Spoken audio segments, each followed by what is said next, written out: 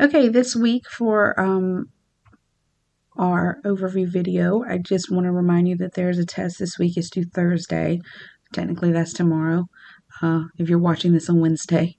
And the only other really assignment that I gave was working on the project. So this video is going to be dedicated to showing you some other pointers and tips with our guru. I actually did a training on Thursday of last week and I learned some new things. So I wanted to show you some things that you can do. Okay, first, I want to show you a histogram. So I have the data called North Carolina births, and I'm going to create a histogram and select my data. And the variable I'm going to do is, let's do the amount gained. Let's see what that looks like. Okay, so you look, that kind of looks almost normal, slightly skewed to the right, some lower bars over here, but I wanted to show you some things you can do. You can go back to basics and you can choose to give counts or percents or relative frequency, but you can also smooth it. So if I click density, it's just going to kind of outline the bars there. But what I want to do is I want to click normal instead, smooth the normal curve over it. And you can see, you can sort of see that the green and the red aren't too far off with one another. So this is almost a normal distribution. So I wanted to show you something else that you can do. You can go to details, and go to bins, bars, and smoothing, and you can hit hide bars, and then preview it, and then you can just see the curves. I'm going to go back to basics and undo the density, so all I see is the normal curve. And so you can graph just the normal curve to represent your data, or the density curve to represent your data. You could also use this if you're trying to do the section on empirical rule and Chebyshev. You could use this graph to help you out as far as the labeling goes with that. I wanted to show you one other thing. Under details, you can choose. So right now, let me go back to adding the bars back. All right, right now we have 1, 2, 3, 4, 5, 6, 7, 8, 9, 10, 11, 12, 13, 14, 15, 16, 17 bars. So let's go back to details, and under bars and bins, let's choose number, and let's type in we want 15 bars instead. So you can see that changes the look a little bit because I've reduced it down to 10 bars. Not 10, I'm sorry, 15. And again, that's under details, and then the bins, bars, and smoothing tab. Let me show you what it looks like. It looks like this. You click on that, and then that's where you can click hide bars.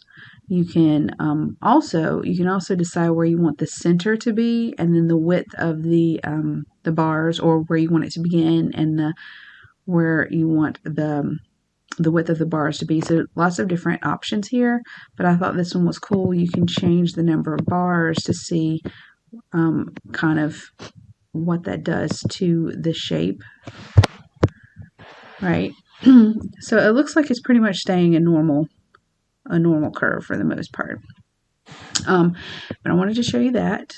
Let me show you something else. Okay, next I'm going to pull up a plot with a serial data set. So I'm going to go to bar plot, choose serial. I'm going to do numerical, and I want to do calories. So I'm going to move calories over to selected. Okay, so I'm going to do the mean calories, but I want to break it up according to the manufacturer. Okay, so that's brand. All right, and I may have shown you something like this in the last video, but notice they're all blue. So if you go back to level editor, you can click on manufacturer, and then you can click on each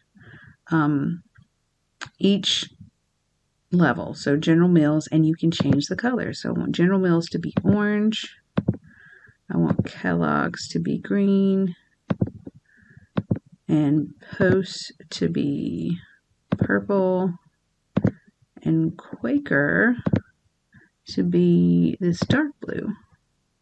And preview. And look there, we've changed the colors. How exciting. The other thing you can do is, let's say, so right now I've got General Mills, Kellogg's, Post, and Quaker. I can rearrange this so I have Kellogg's first. Oh, sorry, that's Quaker. So Quaker's last. And let's say I want Kellogg's first. I'm going to click on Kellogg's and drag that up. So I've got Kellogg's, General Mills. Let's do Post second. So Kellogg's, make sure you click it first. Okay, Kellogg's, Post, General Mills, and Quaker. That's how I've rearranged it.